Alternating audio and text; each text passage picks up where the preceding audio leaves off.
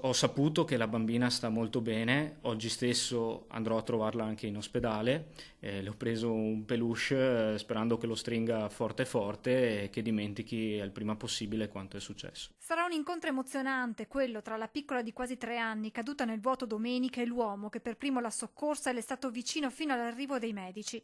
Andrà in ospedale per sincerarsi che le condizioni della bimba siano buone e che possa presto tornare a casa per dimenticare quanto accaduto. Lui, invece, quegli istanti drammatici non potrà mai cancellarli. La scena della caduta è un qualcosa che mi sta già adesso girando all'interno della testa come un loop e sarà un ricordo indelebile piuttosto difficile da dimenticare. Domenica il ragazzo era andato a Mogliano a trovare i familiari per il pranzo. Si trovava nella stanza del fratello quando si è consumato tutto. Con la coda dell'occhio ho visto qualcosa di anomalo cadere dal piano superiore. Pensavo fosse caduto o un tappeto oppure un cuscino dal piano superiore. Nessun tonfo, nessun rumore, ma l'uomo insospettito si affaccia al balcone. Ho visto la bambina al piano inferiore, al piano terra, sul giardino, che iniziava a piangere. Il ragazzo mantiene il sangue freddo, dice al fratello di chiamare il 118 e di correre in strada per attendere l'arrivo dell'ambulanza, che in pochi minuti giunge sul posto insieme all'elicottero.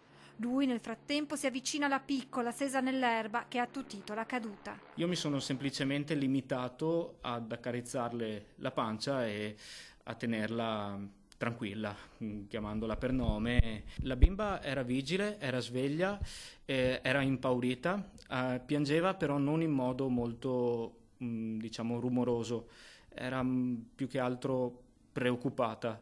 Eh, ehm, Gli occhi comunque indicavano una forte paura. A bassa voce diceva il nome del papà, chiamava il papà. Poi la piccola viene presa in cura dai sanitari e trasportata all'ospedale. L'uomo, rimasto solo, elabora quanto accaduto. L'unico pensiero fisso per lui è che la bimba stia bene e sia fuori pericolo.